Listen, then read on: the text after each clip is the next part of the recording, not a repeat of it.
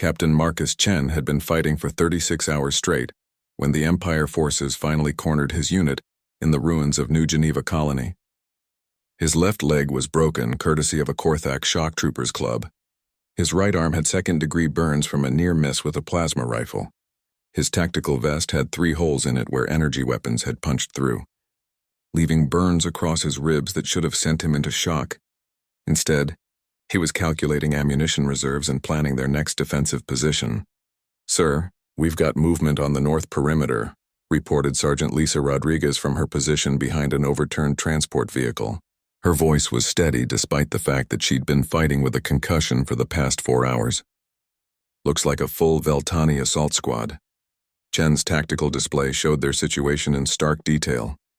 47 Empire soldiers surrounding 19 humans in a bombed-out section of the colony's commercial district. By every reasonable measure, they should have surrendered hours ago. By Empire standards, they should have been dead hours ago, but human standards were apparently different from Empire standards. "Rodriguez, how's your ammunition situation?" Chen asked, checking his own rifle.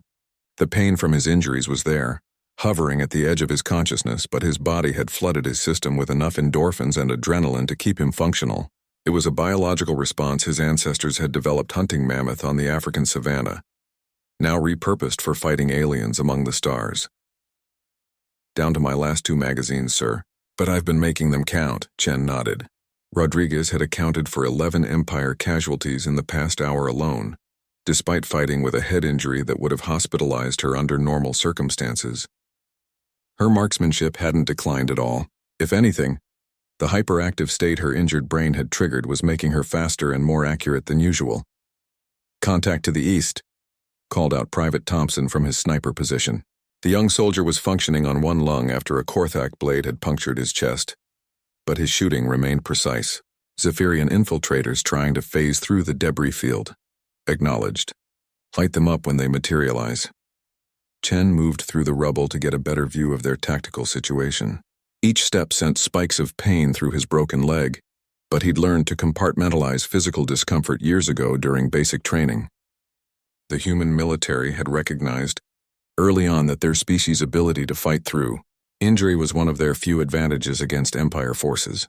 What they hadn't realized was just how unusual this ability was from a galactic perspective. 3. Zephyrians flickered into solid form near the eastern barricade, their phase shift technology making them nearly invisible, until they chose to interact with physical matter. Thompson's rifle cracked 3 times in rapid succession, and all 3 aliens dropped before they could raise their weapons. "Nice shooting, Thompson," Chen said into his comm. "Thank you, sir. Though I should mention that I'm starting to taste blood when I breathe." Noted. "Stay in position and keep taking targets of opportunity." Chen had been an officer long enough to recognize the signs of a punctured lung, internal bleeding, and probable shock. Thompson should have been evacuated to a medical facility immediately. Instead, he was calmly discussing his symptoms while maintaining overwatch on their perimeter. It occurred to Chen that from an outside perspective, his entire unit probably looked insane. They were fighting with injuries that should have incapacitated them, showing no signs of surrender despite impossible odds, and treating massive trauma as minor inconveniences to work around. He wondered what the Empire forces made of it. "Sir, I'm picking up chatter on Empire communications," reported Corporal Davis from his position with the unit's signals equipment. "They're confused about something." "Confused how?" "They keep requesting medical assessments of our casualties, sir. According to their scanners, most of us should already be dead." Chen almost smiled at that. The Empire had remarkable medical technology, sensors that could detect internal injuries with pinpoint accuracy from hundreds of meters away. They probably couldn't understand how humans with such severe trauma were still fighting effectively. What else are they saying? "The field commander is requesting reinforcements and—" "Sir, this is weird. They're asking for psychological warfare specialists." "Psychological warfare?" "Yes, sir. They seem to think we're using some kind of combat drugs or mind control technology to keep fighting despite our injuries." Chen leaned against a chunk of concrete to take weight off his broken leg. The Empire couldn't conceive of a species that fought harder when injured, that became more dangerous when cornered. Their military doctrine was based on applying overwhelming force until the enemy's survival instincts triggered surrender. But human survival instincts worked differently. When faced with mortal danger, humans didn't retreat. They doubled down. Movement on all fronts, Rodriguez reported. Looks like they're coordinating a final assault. Chen checked his rifle one more time and activated the unit's emergency combat protocols. Each soldier's biomonitor would inject them with combat stimulants, boost their natural adrenaline production, and override their nervous system's pain inhibition protocols. It was medical technology designed around humanity's unique biological responses to extreme stress. All units, this is Captain Chen. Enemy assault incoming on all vectors. Remember your training, watch your corners, and make every shot count. We're going to show these aliens why humans don't surrender. The first wave of Empire forces hit their perimeter like a tsunami of advanced weaponry and coordinated tactics. Plasma bolts filled the air, energy shields flickered under heavy fire, and the ground shook with the impact of Korthak shock troops charging their positions. Chen's unit responded with precisely aimed rifle fire and tactically placed explosives.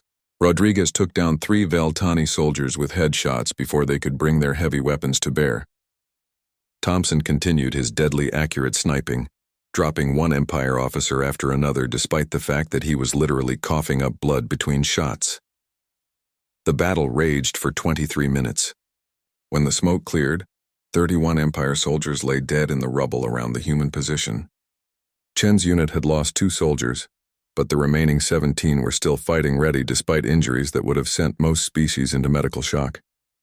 The Empire forces pulled back to regroup, leaving behind weapons, equipment, and what Chen suspected was a fundamental reassessment of human combat capabilities.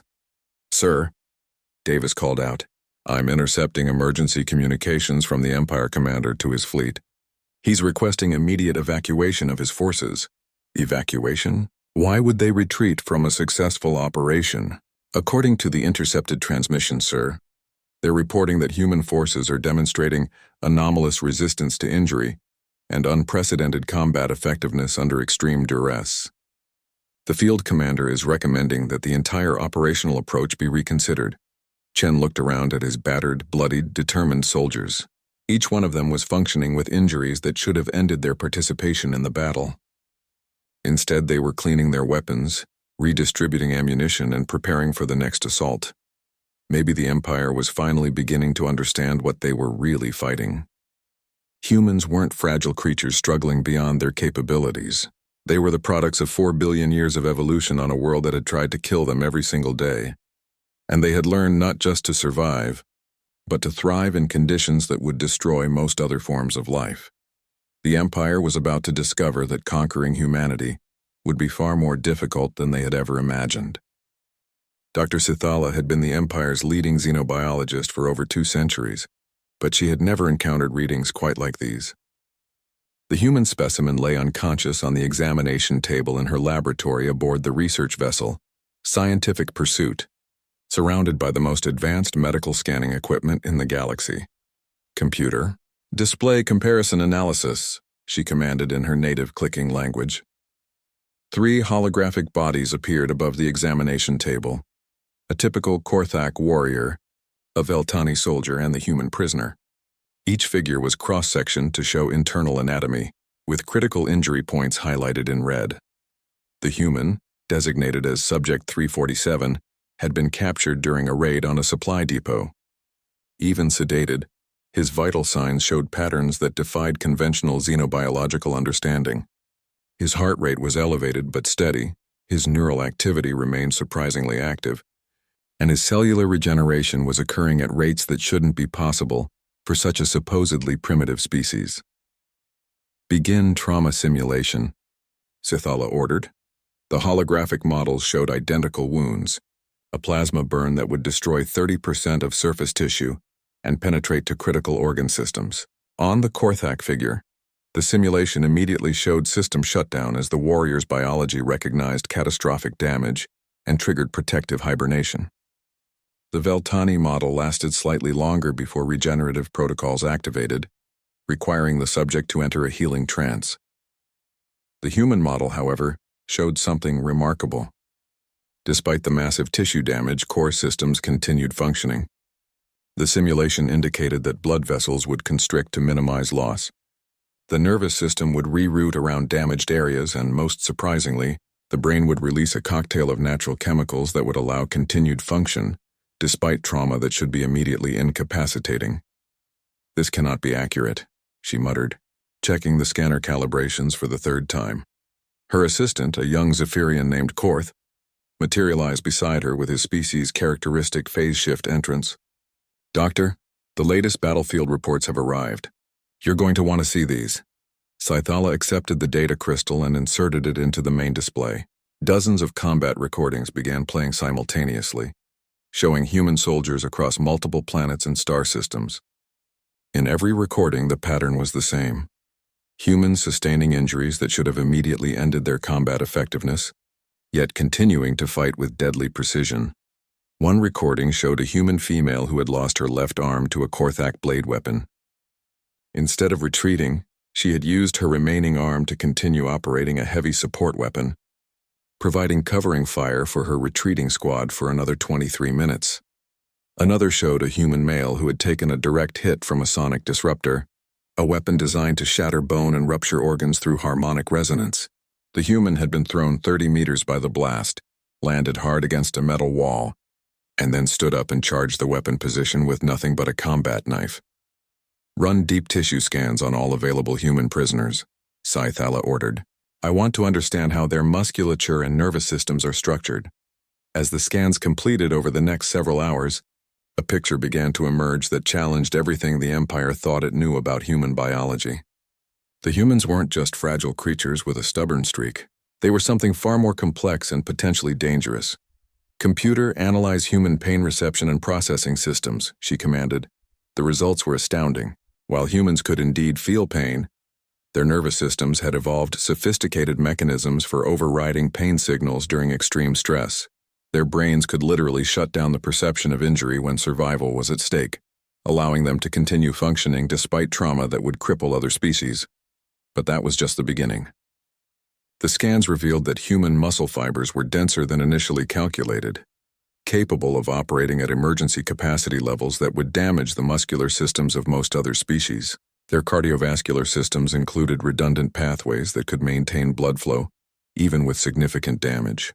Most remarkably, their endocrine systems could flood their bodies with natural chemicals that enhanced strength, speed, and pain tolerance far beyond normal parameters. "They have built-in combat drugs," Korth observed, studying the readouts. "Their own bodies can produce chemical enhancement cocktails that we need technology to replicate." Scythala nodded grimly. "Run a historical analysis. I want to know how this species evolved such capabilities." The computer began processing Earth's biological history, cross-referencing it with the Empire's databases on evolutionary patterns. What it found painted a picture of a world that had forged its dominant species in the crucible of constant danger. Earth had been a death world by galactic standards. Massive predators, extreme weather, seismic instability, and periodic mass extinction events had shaped human evolution for millions of years. While most sentient species had evolved on relatively stable worlds with predictable dangers, humans had been forced to adapt to constant, unpredictable threats. Their ancestors had survived by developing the ability to ignore pain, push their bodies beyond normal limits, and continue functioning despite injuries that would kill creatures from safer worlds. What the Empire had interpreted as fragility was actually elegant efficiency. Humans didn't need thick armor or regenerative abilities because they had evolved something more dangerous: the capacity to remain lethal even when dying. "Doctor," Korth said, his voice taking on the harmonic tones of distress common to his species, "if this analysis is correct, then we may have seriously underestimated human combat capabilities." Scythala was reaching the same conclusion. The Empire's military doctrine was based on overwhelming force applied against species that would retreat or surrender when faced with certain death. But humans, it seemed, didn't recognize the concept of certain death. Their biology had evolved to keep fighting until their bodies literally could no longer function. She opened a communication channel to Admiral Zexathera aboard the Eternal Glory. "Admiral, I have preliminary results from the xenobiological analysis of human prisoners. Proceed." "Doctor." "Sir, I believe we have made a fundamental error in our assessment of human combat capabilities. They are not fragile creatures fighting beyond their limitations. They are apex predators from a death world. and their apparent fragility masks biological systems specifically evolved for sustained combat effectiveness under extreme duress. There was a long pause before the Admiral responded. Explain. Human beings can literally ignore pain and injury that would incapacitate other species. Their bodies produce natural combat enhancement chemicals. Their cardiovascular and nervous systems have redundancies that allow continued function, despite massive trauma. They evolved these capabilities over millions of years of survival on what we would classify as an extremely hostile world. Are you telling me that these humans are actually more dangerous than our initial assessments indicated? Sithala looked at the unconscious human on the examination table. Even sedated, his body showed signs of barely contained energy, like a weapon waiting to be activated. Admiral, I'm telling you that we may not be fighting a primitive species at all. We may be fighting the galaxy's most perfectly evolved warriors, and we've been giving them every advantage by underestimating them. The communication channel fell silent as the implications sank in. The Empire had built its entire campaign strategy around the assumption that humans were weak, easily broken creatures who would collapse under pressure. If instead they were dealing with beings who became more dangerous when injured, more determined when facing impossible odds, then every tactical assumption would need to be reconsidered. Continue your analysis, Doctor, the Admiral finally said. I want a complete report within the next cycle. If the humans are not what we thought they were, I need to know exactly what we're really fighting. As the communication ended, Sithala looked again at the combat recordings still playing on her displays. Humans fighting on despite injuries that should have killed them, advancing when they should have retreated, refusing to acknowledge defeat even in the face of overwhelming odds. For the first time in her long career, she wondered if the Empire had finally met its match. The war room of the Imperial Dreadnought Eternal Glory hummed with the quiet efficiency of 1,000 alien minds working in perfect harmony. Admiral Zexithara stood before the massive holographic display, her 4 arms crossed as she studied the tactical readouts. The humans had been surprisingly stubborn for such a primitive species, but their resistance was finally crumbling. Status report, she commanded, her voice carrying the authority of 3 centuries of military service. Commander Veltar, a tall insectoid being with compound eyes that reflected the blue glow of the displays, stepped forward. Admiral, our forces have successfully captured 17 human colonies in the past solar cycle. The humans continue to fight with their crude projectile weapons and chemical explosives, but their casualties are mounting rapidly. Zexithara nodded approvingly. When the Galactic Empire had first encountered humanity, their scientists had been fascinated by these bipedal mammals. Initial biological scans revealed creatures that seemed almost laughably fragile compared to the hardened warriors of the Empire. Humans had thin skin that could be punctured by the smallest projectile, bones that could snap under moderate pressure, and bodies that required constant maintenance just to survive. The Empire's military strategists had predicted a swift victory. After all, how could such delicate beings stand against the might of species that had evolved on high-gravity death worlds? The Korthak warriors could survive in the vacuum of space for short periods. The Veltani could regenerate lost limbs within days. The Zephyrians could phase through solid matter when threatened. Humans, by comparison, seemed to die if they missed a few meals or went without water for mere days. Their internal organs were exposed and vulnerable, protected only by a thin layer of skin and fragile ribs. Most Empire species had redundant organ systems or could survive massive trauma. Humans appeared to have single points of failure throughout their entire biology. Any significant resistance to report? Zexithara asked, though she expected the usual answer. Some scattered groups continue to fight, but nothing our forces cannot handle. There was one incident on Kepler 442b that Command flagged as unusual. The Admiral's mandibles clicked with interest. Elaborate. Veltar activated a recording crystal, and a 3-dimensional battlefield appeared in the air before them. The scene showed a human military outpost under siege by Empire forces, standard procedure for what the Empire classified as a pacification operation. This was taken 6 hours ago, Veltar explained. Watch Sector 7. In the hologram, a lone human soldier was visible behind a makeshift barricade. He was firing an antiquated kinetic rifle at advancing Korthak shock troops. The Korthak, with their armored carapaces and superior numbers, pressed forward confidently. Zexthara watched as a Korthak plasma blast struck the human center mass. The energy weapon should have instantly vaporized most of the human's torso. Instead, the soldier stumbled backward, smoke rising from his chest, but remarkably he remained standing. Interesting armor technology, the Admiral mused. Though primitive. That's what we thought initially, Beltar said. But watch what happens next. The human soldier, now clearly wounded with what appeared to be severe burns across his chest and right arm, continued fighting. He switched his rifle to his left hand and kept firing with steady precision.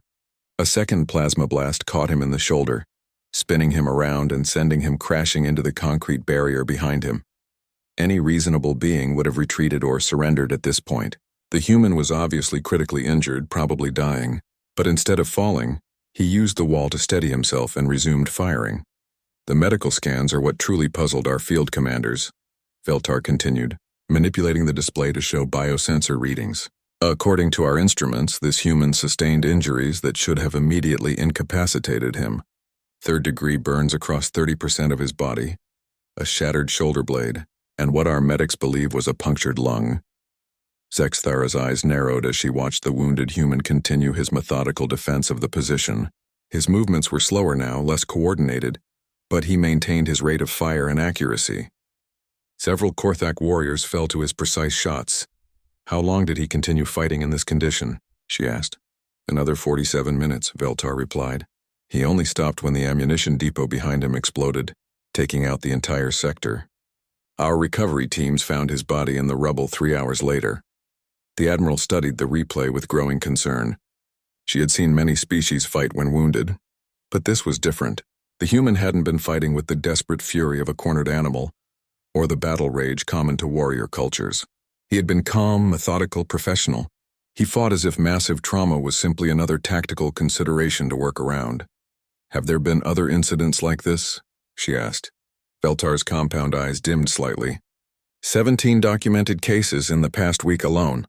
Humans continuing to fight with injuries that would immediately disable most Empire species.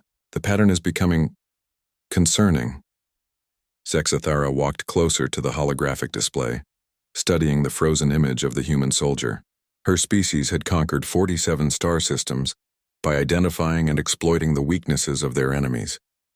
Superior technology, overwhelming force, and careful analysis of biological limitations had made the Empire unstoppable.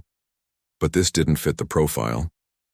According to all their intelligence, humans were among the most fragile sentient species ever encountered. Their medical files read like a catalog of vulnerabilities. They couldn't survive in most atmospheric conditions, required specific temperature ranges, and had minimal natural armor or regenerative capabilities. Yet here was evidence of something their scientists had missed, some factor that allowed these supposedly delicate creatures to continue functioning despite massive trauma. I want a full biological analysis of captured human soldiers, she ordered. Priority classification. And I want our xenobiologist to review every piece of data we have on human physiology. Yes, Admiral. Should we adjust our tactical assessments for future engagements? Zexthara paused, considering the question. The Empire had built its military doctrine on the assumption that humans were a minor threat, easily swept aside by superior force. If that assumption was wrong, if there was something about human biology they had fundamentally misunderstood, then their entire campaign strategy might need revision. But surely not. How could such a primitive species possess capabilities that had escaped the notice of the Empire's most advanced xenobiologists? More likely, these were isolated incidents, statistical anomalies that would resolve themselves as the dataset expanded. Maintain current operations, she decided, but I want continuous monitoring of human combat performance. If there are more surprises hiding in their biology, I want to know about them before they become a problem. As Veltar departed to carry out her orders, Zexthara remained in the war room, staring at the motionless hologram of the wounded human soldier. Something about the image troubled her, though she couldn't quite identify what. Perhaps it was the soldier's posture, still alert and ready even while critically injured. Or maybe it was something in the biosensor readings that didn't quite align with their understanding of human limitations. Whatever it was, she had the uncomfortable feeling that the Empire might have made its first serious miscalculation in over 2 centuries of conquest. Admiral Zexathara stood in the strategic briefing room aboard the Eternal Glory, surrounded by the Empire's most experienced military commanders. The holographic display before them showed a three-dimensional map of human space, with red indicators marking every engagement from the past 2 weeks. What she saw there challenged everything she thought she knew about warfare. "Explain these casualty ratios," she demanded, pointing at the data streaming across the display. General Korvthek, a battle-scarred Korthak who had conquered 17 star systems, shifted uncomfortably. "Admiral, our forces are sustaining losses at a rate of 4-1 against human defenders. This is unprecedented." 4-1? Against a primitive species with inferior technology? Yes, Admiral. But the technology gap isn't as significant as we initially believed. More concerning is the human response to battlefield trauma. Our psychological warfare specialists report that inflicting casualties on human forces actually makes them fight harder, not weaker. Zexthara's mandibles clicked in agitation. The Empire's military doctrine was built on the principle of escalating pressure until enemy morale collapsed. Fear of death was supposed to drive surrender. Pain was supposed to reduce combat effectiveness. Every species they had ever encountered followed these basic patterns. Humans apparently followed different rules entirely. "Show me the Kepler 442c engagement," she ordered. The display shifted to show a detailed reconstruction of the battle. Captain Chen's unit had fought 3 days ago. The tactical analysis painted a picture that defied conventional military understanding. "Our forces achieved tactical superiority within the first hour," explained Commander Veltar. "We had them surrounded, outnumbered, and outgunned. According to our battle computers, the probability of human surrender should have been 96%. Yet they continued fighting. For 37 hours, Admiral. Despite sustaining casualties that our medical computers classified as unsurvivable, the human soldiers maintained organized resistance and inflicted severe losses on our forces." The display zoomed in on individual human soldiers, showing their injuries in detailed medical scans. Broken bones, internal bleeding, severe burns, perforated organs. Any one of these injuries should have ended a soldier's combat effectiveness immediately. "How is this possible?" Zexathara asked. Dr. Sithala materialized in the briefing room via holographic projection from her research vessel. "Admiral, I've completed my analysis of human combat physiology. The results are disturbing. Proceed. Human beings appear to have evolved biological systems specifically designed for sustained combat under extreme duress.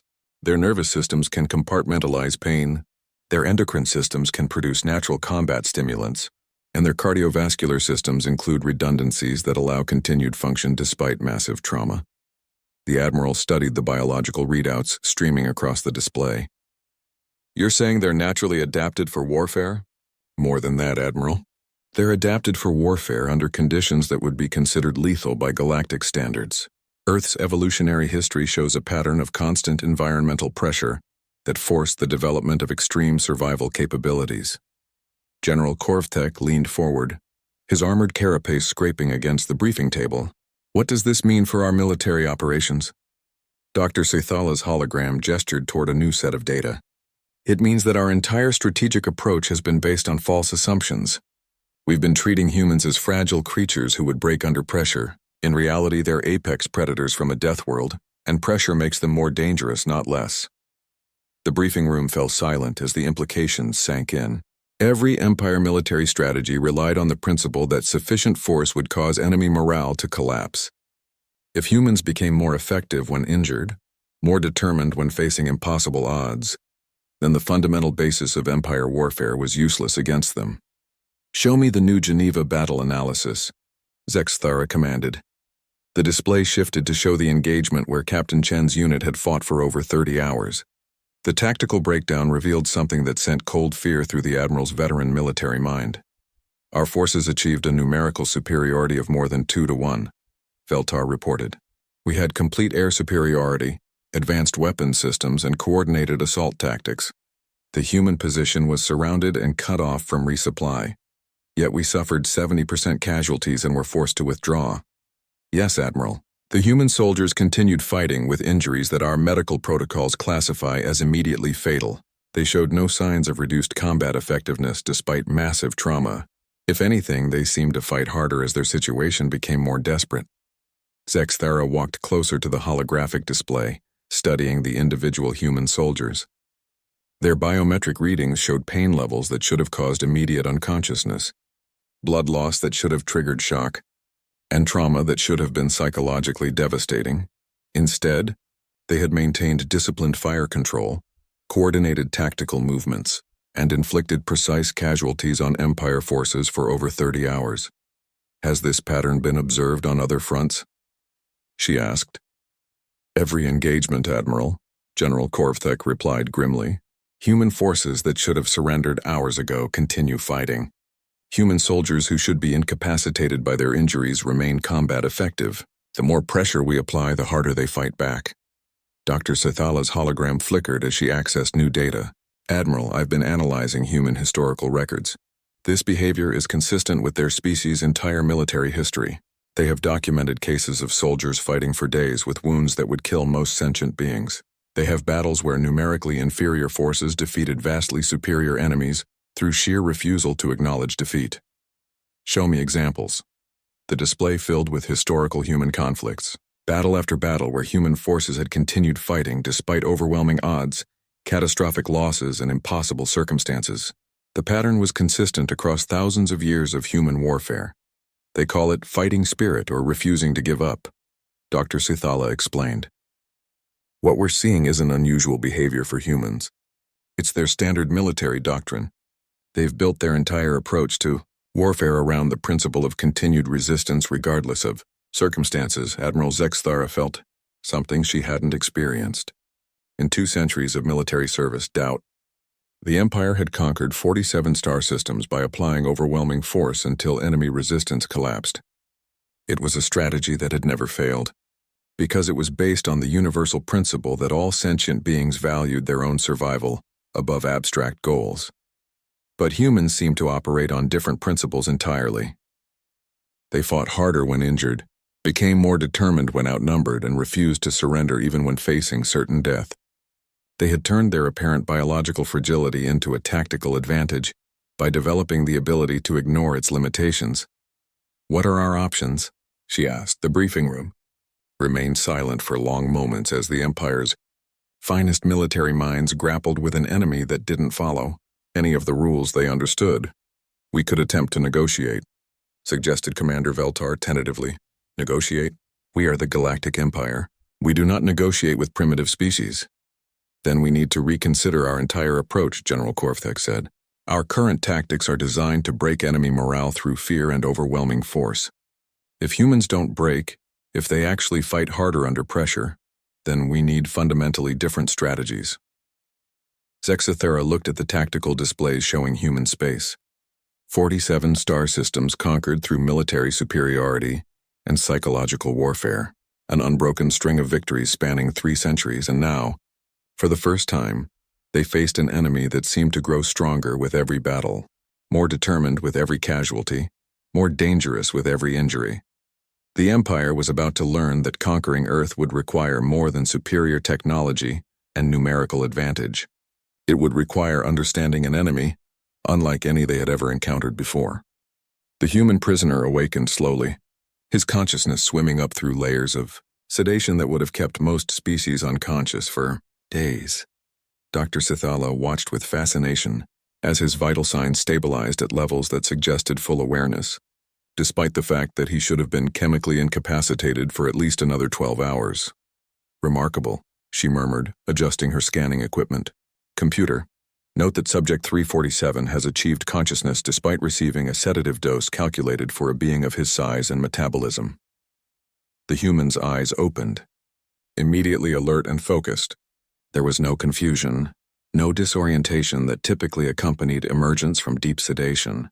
He assessed his surroundings with the methodical precision of a trained soldier, taking in the restraints, the medical equipment, and Dr. Sithala's position near the control panel. Good morning, he said in perfectly calm standard Galactic. I assume I'm aboard an Empire research vessel. Sithala's secondary arms twitched in surprise. You speak standard Galactic? Most human military personnel do. We found it useful for intelligence gathering. The prisoner tested his restraints experimentally, not to escape, but apparently to catalog his limitations. You're Dr. Scythala, I presume. Your reputation as a xenobiologist precedes you. How do you know my name? Human intelligence networks are more extensive than you might think. We've been studying the Empire for quite some time. The human shifted slightly, and Scythala's medical scanners immediately detected elevated stress hormones, increased muscle tension and neural activity patterns suggesting pain, yet his expression remained completely neutral. You're in significant discomfort, she observed. My scans indicate multiple injuries that should be causing severe pain. They are causing severe pain, the human replied matter-of-factly. I'm simply choosing to ignore it. That's not possible. Pain is an involuntary neurological response. The human's mouth curved into what Scythala had learned was called a smile, though there was no warmth in it. Doctor, I think you're beginning to understand that humans might not work the way your textbooks suggest. Scythala activated her recording systems. This was the first opportunity she'd had to interview a conscious human subject, and she intended to gather as much data as possible. Explain how you're managing to suppress pain responses that should be overwhelming. It's not suppression, the human said. It's compartmentalization. The pain is there, but it's not relevant to my current objectives. My brain simply processes it as background information rather than immediate threat data. Your current objectives? Gathering intelligence on Empire capabilities, assessing my situation and determining optimal courses of action. The pain from my injuries doesn't contribute to any of those objectives, so it gets filtered out. Scythala studied her scanners in bewilderment. The human's pain receptors were functioning normally. The signals were reaching his brain, but somehow his conscious mind was simply ignoring them. This is a trained response? All human soldiers learn pain management techniques, though some of us are naturally better at it than others. The human's eyes focused on her with unsettling intensity. Tell me, doctor, how long have your people been studying us? Since first contact, why? Because if you'd been paying attention, you would have noticed that we've been studying you much longer. Scythala felt a chill that had nothing to do with the laboratory's temperature controls. What do you mean? Humans have been aware of the Galactic Empire for over 50 years. We've been intercepting your communications, analyzing your technology, and preparing for eventual contact. The human tested his restraints again, this time with more purpose. Did you really think a species capable of spaceflight wouldn't notice your empire expanding toward our territory? That's impossible. Our stealth technology is irrelevant when you know what to look for. Gravitational distortions from your FTL drives, quantum signatures from your energy weapons, communication patterns from your military networks. Humans are very good at pattern recognition, Doctor. It's one of our survival traits. Scythala's research suddenly took on a very different meaning. If humans had been studying the Empire for decades, if they had been preparing for this conflict, then everything the Empire thought it knew about human capabilities might be carefully orchestrated deception. Show me your intelligence on Empire military capabilities, she demanded. The human laughed, a sound that carried no humor at all. I'm a prisoner, Doctor, not a defector. But I will tell you this. Every engagement you've fought against human forces has been carefully analyzed. Every tactical decision, every weapon system, every strategic doctrine. We know how you fight, how you think, and how you react under pressure. Then why haven't you defeated our forces? Who says we haven't? The human smile became genuinely disturbing. Doctor, what do you think happens when a prey species studies its predators for 50 years before the predators even know the prey exists? The implications hit Scythala like a plasma bolt to the chest. If humans had been preparing for this conflict for decades, if they had detailed intelligence on Empire capabilities and tactics, then every battle, every engagement, every tactical scenario was potentially a trap. Computer, connect me to Admiral Zexathera, she ordered urgently. I wouldn't do that if I were you, the human said casually. Why not? Because in approximately 93 minutes, 17 Empire vessels are going to receive simultaneous, coordinated attacks from human forces that have been positioned using 50 years of intelligence on your fleet movement patterns. Scythala's blood turned to ice. How do you know that? Because, Doctor, I wasn't captured. I was inserted. The human's restraints clicked open with quiet mechanical precision. Human biotechnology includes subcutaneous tools that are undetectable by Empire scanners. I've been gathering intelligence on your research vessel for the past 6 hours while you thought I was unconscious. Alarms began blaring throughout the ship as the human stood up from the examination table. His movements were precise and economical despite the injuries that should have left him barely conscious. "Security to the xenobiology lab," Sci-Fi called out, backing toward the emergency exit.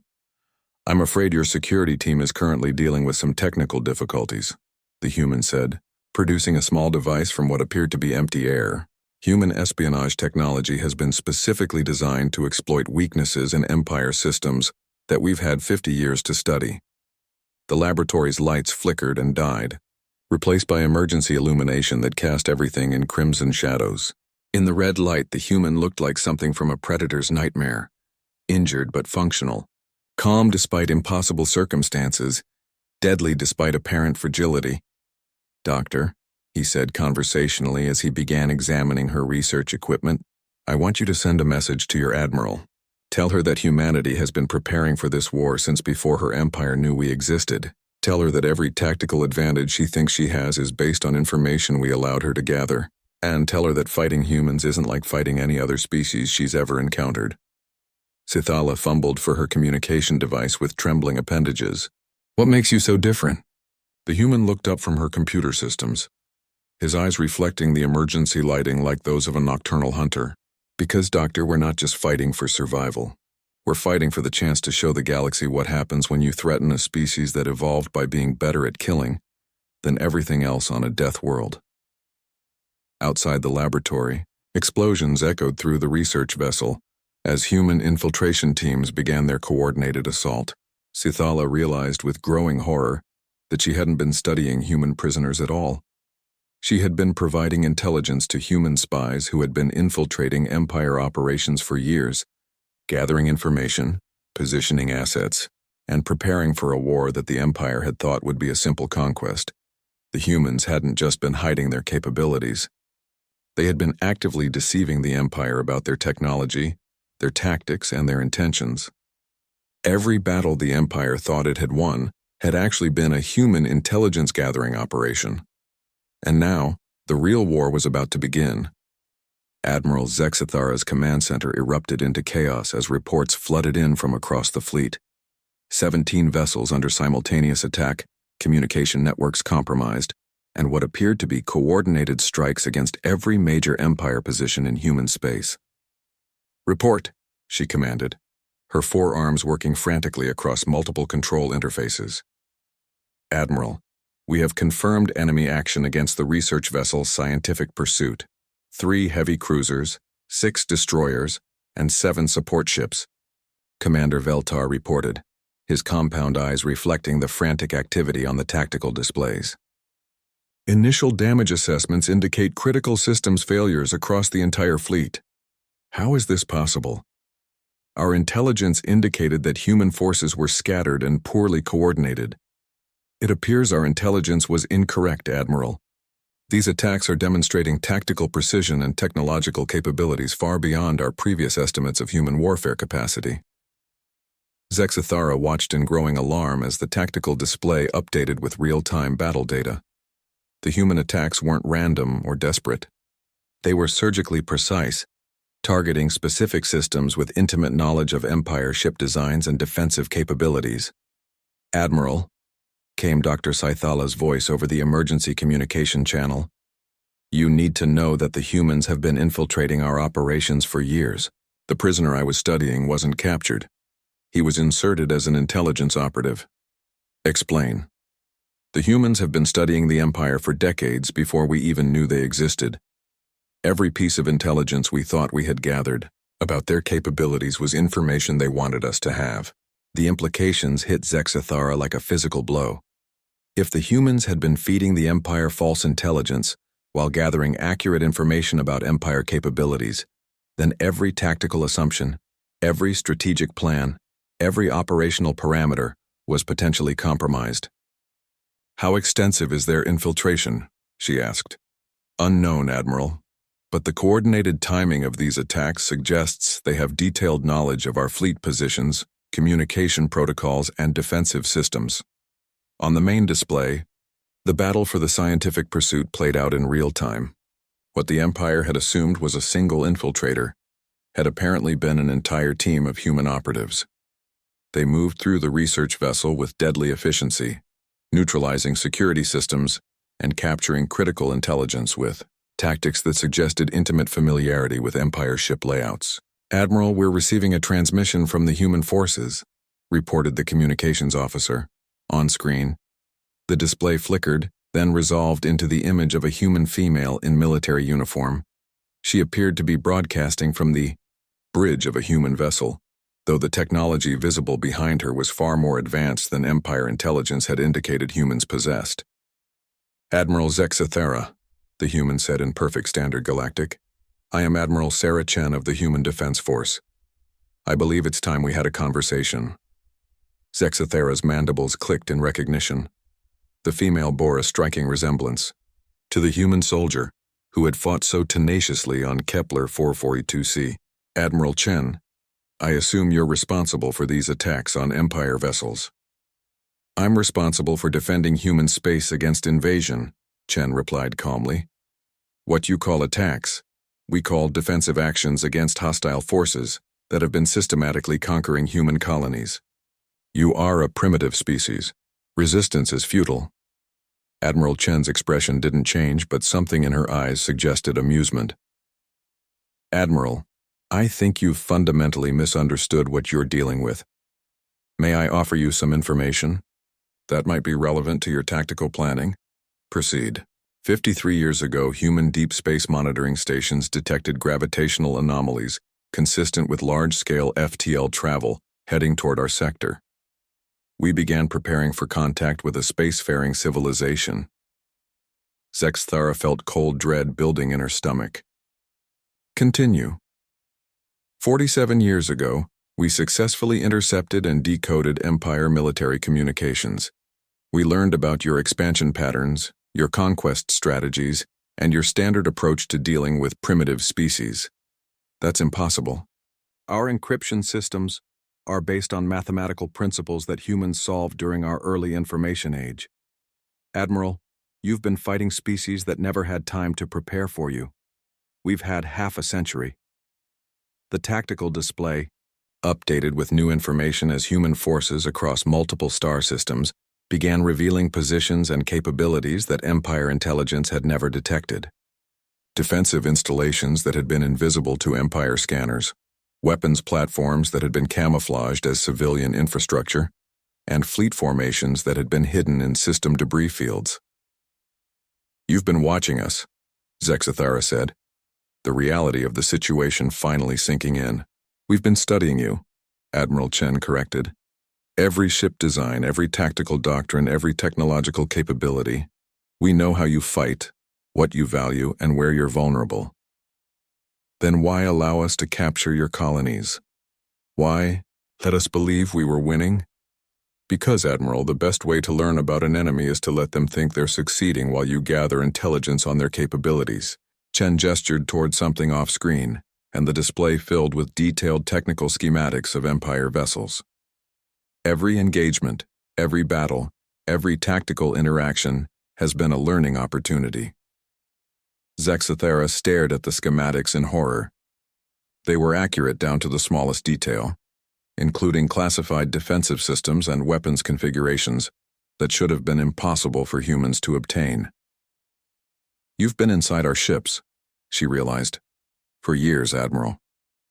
Human infiltration. Specialists have been studying Empire technology, mapping your vessels and identifying critical vulnerabilities." Chen's expression remained professionally neutral. "Did you really think that a species capable of interstellar warfare wouldn't have intelligence capabilities? But our sensors, our security systems, were designed to detect threats from species with technology and biology similar to your own. They're not optimized for detecting humans who have spent decades studying your detection methods and developing countermeasures." The communications officer interrupted urgently. "Admiral, we're detecting massive energy signatures throughout human space. Unknown configurations, but the power levels are significant." Admiral Chen nodded as if she had been expecting this report. "Those would be our defensive installations coming online. We've spent 50 years building military infrastructure specifically designed to counter Empire invasion forces. The tactical display exploded with new contacts as previously invisible human installations began powering up across dozens of star systems. Weapons platforms, defensive arrays, and what appeared to be an entire hidden fleet materialized from hiding places that had concealed them from Empire sensors for decades. "This is impossible," Zexithera whispered. "The technological advancement required is what happens when a species has 50 years to prepare for a war, while their enemy believes they're dealing with primitives," Admiral Chen said. "Admiral, the Empire has been fighting the war they wanted to fight, against the enemy they expected to face. But that enemy doesn't exist." "What are you saying?" "I'm saying that the Galactic Empire has never fought humans before. You've been fighting a carefully constructed illusion designed to let you reveal your capabilities while remaining blind to ours." The display updated again as human forces across the sector began coordinated offensive operations. Not the desperate defensive actions of a primitive species fighting for survival, but the precisely planned military campaign of a civilization that had been preparing for this moment for half a century. "Admiral Zexithara," Chen continued, "I'm prepared to discuss terms for the withdrawal of Empire forces from human space. But understand that this negotiation is happening from a position of strength, not weakness." For the first time in 3 centuries of military service, Admiral Zexithara found herself facing an enemy that had been manipulating the Empire's perceptions from the very beginning. The humans hadn't just been hiding their capabilities, they had been actively shaping the Empire's understanding of human limitations while preparing for a war they had seen coming decades in advance. The galaxy's most successful military force had been outsmarted by a species they had dismissed as primitive, and now they were about to learn just how dangerous humans could be when they had the advantage of preparation, superior intelligence, and the ability to fight with injuries that would cripple any other species. The real war was just beginning. 6 months after the first human counterattack, Admiral Zexithara stood in the empty corridors of the Eternal Glory, her once mighty dreadnought now a hollow shell of its former power. Around her, the remnants of the Empire fleet limped through space toward the neutral zone that had been established as part of the ceasefire agreement. The war had lasted exactly 73 days once humans revealed their true capabilities. 73 days of watching the Empire's technological superiority crumble against an enemy that had spent 50 years preparing for this exact conflict. "Admiral," Commander Veltar approached cautiously, his compound eyes dim with exhaustion. "The final casualty reports are ready." Zexithara accepted the data crystal with 2 of her hands while the other 2 continued working on the formal surrender documents. The numbers were staggering. The Empire had lost 60% of its invasion fleet, including 12 dreadnoughts and over 300 support vessels. Human casualties had been surprisingly light, considering they were supposedly the primitive force in this conflict. "How did we misjudge them so completely?" she asked, though she already knew the answer. "They allowed us to misjudge them," Veltar replied. "Every piece of intelligence we gathered was information they wanted us to have. They showed us fragile soldiers fighting beyond their capabilities while hiding the fact that fighting beyond normal capabilities is exactly what humans are designed to do." The tactical displays around them showed the final positions of the war. Human forces controlled not just their original territory, but had pushed deep into Empire space, capturing strategic positions with surgical precision. They had demonstrated weapons technology that rivaled anything in the Empire arsenal, defensive capabilities that made their worlds nearly impregnable, and most disturbingly, a level of strategic planning that suggested they had been preparing for this war longer than some Empire species had known about spaceflight. "The psychological warfare reports are the most disturbing," Veltar continued. Human soldiers continued fighting with injuries that should have been immediately fatal, but it wasn't desperation or primitive stubbornness. It was calculated tactical doctrine. Zexithara nodded grimly. She had read those reports. Human military philosophy was built around the concept of acceptable losses and mission completion despite casualties. What the Empire had interpreted as primitive refusal to surrender was actually sophisticated battlefield psychology designed to maximize combat effectiveness under adverse conditions. "They weaponized their own biology," she said. They turned their apparent fragility into a tactical advantage by developing the ability to ignore its limitations. More than that, Admiral. They used our assumptions about their fragility to manipulate our strategic planning. Every tactical decision we made was based on the belief that sufficient casualties would cause human forces to retreat. Instead, casualties made them more dangerous. The communication system activated with an incoming transmission. Admiral Sarah Chen appeared on the display, broadcasting from her flagship in orbit around the former Empire stronghold at Proxima Centauri. Admiral Zex Thara, Chen said in her characteristic calm tone. I trust the withdrawal is proceeding according to schedule. It is, Zex Thara replied, though I confess I still don't understand how you managed to deceive our intelligence operations so completely. Admiral Chen's expression softened slightly. Admiral, we didn't just deceive your intelligence. We studied your entire civilization for 50 years. We learned your languages, your military doctrines, your technological capabilities, and most importantly, your assumptions about how warfare should function. And you used that knowledge against us. We used that knowledge to defend ourselves against an invasion force that had conquered 47 star systems, Chen corrected. The Empire approached human space with the same tactics you had used successfully against dozens of other species. Unfortunately for you, we had decades to study those tactics and develop countermeasures. Zexathara activated her personal records and reviewed the timeline of the conflict. From humanity's perspective, the war had begun 50 years ago when they first detected Empire expansion toward their sector. Everything since then had been preparation and intelligence gathering disguised as normal colonial development.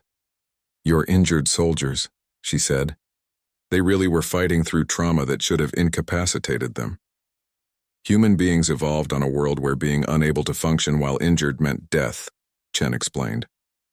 Our entire species developed biological and psychological mechanisms for continuing to operate, despite massive trauma. What you saw as soldiers fighting, beyond their limitations, was actually soldiers, operating within specifications that your intelligence services had never encountered before. Because most species surrender when faced with certain death. Most species evolved on worlds where surrender was an option, Chen said. Earth didn't offer that luxury. Our ancestors survived by developing the capacity to keep fighting until their bodies literally could no longer function. Zexthara thought about the recordings she had watched of human soldiers continuing to fight with injuries that would have killed most Empire personnel instantly. She had assumed it was desperation or primitive stubbornness. Instead, it had been millions of years of evolution on a world that had bred the galaxy's most efficient warriors. What happens now? She asked. Now the Empire withdraws to pre-war borders and we establish formal diplomatic relations, Chen replied. Humanity has no interest in conquest or expansion beyond our current territory. We simply want to be left alone to develop in peace. And if the Empire refuses these terms? Admiral Chen's expression hardened. Admiral, in 73 days of warfare, you've seen approximately 15% of human military capabilities. We've been building defensive infrastructure for 50 years while studying your weaknesses. If the Empire chooses to continue this conflict, you'll discover that injured humans fighting with primitive weapons are the least of your concerns. The transmission ended, leaving Zexathara alone with the devastating reality of the Empire's first military defeat in over 3 centuries. They had encountered a species that had turned apparent weakness into devastating strength, had used the Empire's own assumptions against them, and had demonstrated that technological superiority meant nothing against an enemy that had spent decades preparing for the specific conflict they were about to fight. More than that, humans had shown that they could be even more dangerous when injured, more determined when outnumbered, and more effective when facing impossible odds. They had evolved on a world that had taught them to thrive under conditions that would destroy most other forms of life. As the eternal glory crossed into neutral space, Zexathara reflected on the most important lesson of the human war. The galaxy's most successful military force had finally encountered a species that was more dangerous than they were, more prepared for warfare, and fundamentally more suited to the kind of sustained, brutal conflict that decided the fate of civilizations. The Empire had thought humans were fragile creatures fighting beyond their capabilities. Instead, they had discovered that humans were evolution's answer to the question of what the perfect warrior species would look like. and they had learned this lesson far too late to matter. Behind them, human space continued its development, now openly displaying the technological and military capabilities that had been hidden for decades. The galaxy would never again underestimate the species from the small blue world that had taught itself to fight like nothing else in the universe. The Empire's age of easy conquest was over. The age of human expansion was just beginning.